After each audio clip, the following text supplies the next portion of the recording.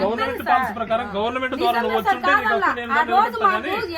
Contractor ద్వారా వచ్చిన ఆమె వాళ్ళే మాత్రమే మీరు కాబట్టి వచ్చినా కూడా సార్ మాట ఇచ్చాడు కదా సార్, అది పిలిపించిన ఎందుకు మాట ఇచ్చినావు? ఆయన చేతిలో పవర్ ఉంది. మన ఊరు మీకు ఖచ్చితంగా మేము న్యాయం చేస్తాం. ఒకవేళ మీకు ఉద్యోగాలు ఇప్పుడు కొత్తగా వచ్చారు మీరు, మీకు ఉద్యోగాలు ఉన్నాయి. ఒకవేళ ఇంకో మాట చెప్తా, కాంట్రాక్టర్ టైం అయిపోతుంది, అతని కాలం అయిపోతుంది, అతను ఎవరు ఇవ్వడానికి.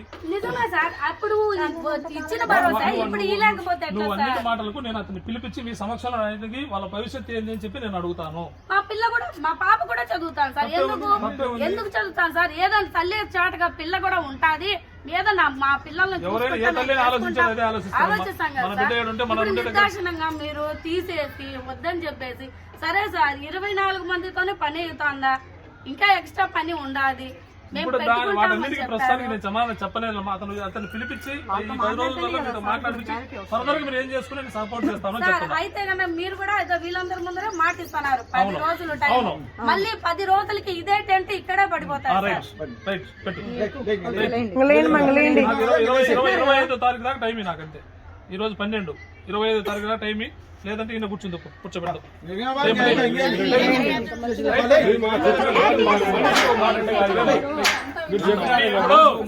మీకోసం ఈ 10 రోజుల కోసం అబద్ధం చెప్పి మాట చేయాల్సిన అవసరం లేదు. నా ప్రయత్నం నేను 100% మేము చేస్తాను. ఇప్పుడు మీరు గౌరవించి ఏం చేస్తున్నారు, నేను కూడా అంతకంటే ఎక్కువ ప్రయత్నం చేస్తాను.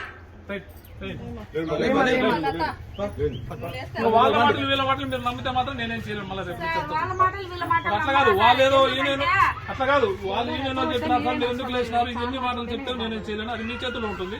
మీరు నన్ను నమ్మి లేచినా నేను కూడా మీ చంద్రశేఖర్తో మాట్లాడతా. నా వైపు నుంచి ఏం చేయాలో 100% మీకు చేస్తా. చెప్పింది కదా, మళ్ళీ కూర్చొని ఈసారి నేను వచ్చి చెప్పినాను, విన్నావు కదా.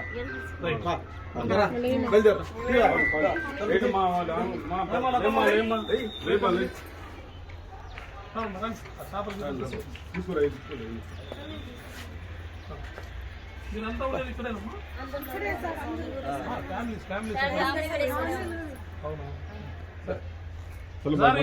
నేను ఒకసారి వాళ్ళ నెంబర్ తీసుకోమ్మా. పిల్లల నేను ఒక నెంబర్ తీసుకొని వాళ్ళతో మాట్లాడి నేను అప్డేట్ చేసుకుంటున్నాను.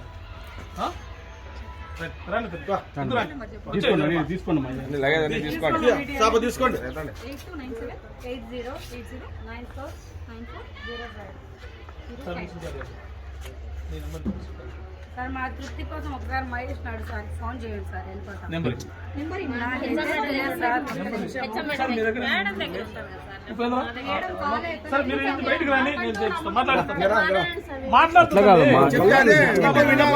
క్లోజ్ చేస్తాము, మళ్ళీ ఫోన్ చేపిస్తామంటాడు. ఆలోచించండి, రండి.